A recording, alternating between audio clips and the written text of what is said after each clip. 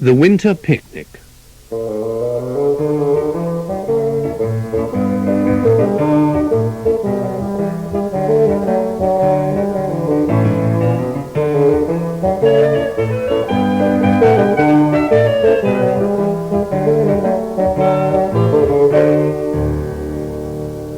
Spring had not quite arrived. There were no leaves on the trees or eggs in the nests, and all the toys were well wrapped up and sitting around in the playroom. "Let's go for a picnic," said Old Bear suddenly. "A picnic?" chorused the others. "But it's cold." "Then we'll take warm food and coats," said Old Bear. "It's a perfect day for a picnic." "Why is it perfect?" asked Bramble Brown, looking at the trees blowing in the wind outside. "Because nobody else will be having a picnic," said Old Bear. "So we'll be able to choose the best picnic place and have it all to ourselves." "And nobody else will be using the picnic basket," said Little Bear. "Or the blanket," added Bramble Brown. "That's right," said Old Bear, getting to his feet. "Come on, everyone, let's get ready." Old Bear filled a hot water bottle and put it in the bottom of the picnic basket. Then he put everything else in on top. He made the sandwiches with hot toast and wrapped them up and put them right on top of the hot water bottle to keep warm.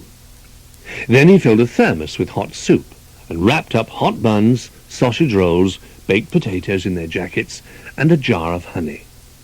He packed a few other bits and pieces while the others fetched blankets, coats, and sweaters. Soon they were all ready. There was just a hint of frost on the path as they marched out of the house, dragging the picnic basket along on a little four-wheeled cart. "We must be mad," said Bramble Brown. "But it's rather fun to be having the first picnic of the year. Where are we going to have it?" "I suggest over there," said Old Bear, pointing to the top of a little hill. "It will be a nice view up there." "It'll be a bit windy," said Harry Bear rather doubtfully, "and we'll have to walk all the way back, don't forget." But nobody was really listening. They were pulling and puffing their way up the hill. By the time they were halfway up, most of them had taken off their coats, and some had even removed their sweaters. Harry Bear took off his scarf. "I feel quite warm again now," said Bramble, "and I'm very hungry." At last they reached the highest point. "This will do," said Old Bear, spreading out one of the blankets and sitting down in the middle of it. The others joined him. They left the basket on the little path and unloaded the food. The soup in the thermos was lovely and warm, and they all wrapped their paws around a steaming mug of it. The honey had gone a bit runny, and the butter had melted out of the sandwiches, but it all tasted good. In fact, everything tasted especially good, and in no time at all, the food was all gone. But when they'd finished, the toys began to shiver again.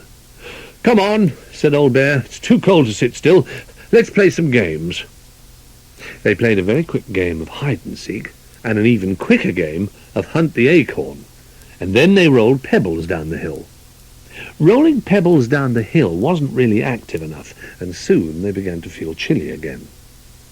"The hot water bottle is still warm in the picnic basket," said Bramble Brown. "Why don't we all get in with it for a little while, just for a warm-up?" Rubbing their paws together, they all climbed into the nearly empty basket.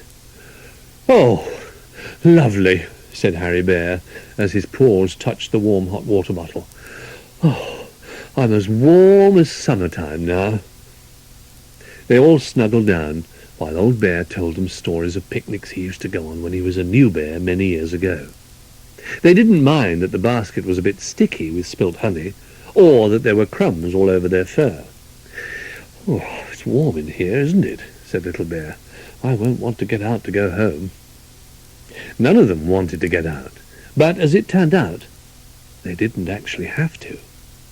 They had forgotten that the picnic basket was still on the little four-wheeled cart. Suddenly, a big gust of wind caught the open lid and began to blow the basket down the hill.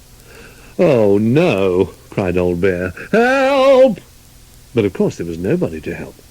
Nobody else was out having picnics in weather like that. They were the only ones. All they could do was hold on to each other as tightly as they could and hope that the cart wouldn't stop too suddenly. "It's when things like this happen," said Bramble Brown shakily, "that you wish you were having a picnic on a normal sort of day, when there were lots of people around to rescue you." The basket bumped its way on down the little hill. It jumped a very small stream and headed towards the gate. "Duck!" shouted Old Bear. And they all ducked, except Little Bear, who was busy looking for a duck as they whizzed under the bottom rung of the gate. If anyone had seen the picnic basket now, they would have thought it was just a picnic basket on wheels rolling down the hill. They would never have guessed that there were 5 brave picnickers inside. "Oh, when is it going to stop?" asked Little Bear. "When it gets to the bottom, I should think," said Bramble Brown. And he was more or less right. The little cart suddenly hit a log. The basket fell off the cart, and the 5 friends fell out of the basket. When they realized that they weren't moving anymore and dared to look, they found that they were right outside their own front door. "Well, isn't that wonderful?" said Little Bear. "A picnic on top of a hill, and we didn't even have to walk back." "I think perhaps I would rather have walked back," said Old Bear, standing up rather shakily. "But for the first picnic of the year, that's going to be hard to beat." "Yes," said Bramble Brown. "Travelling home from the picnic isn't usually the most exciting bit, is it?" And gathering up the basket, its contents, and the little cart, they all trooped indoors for tea.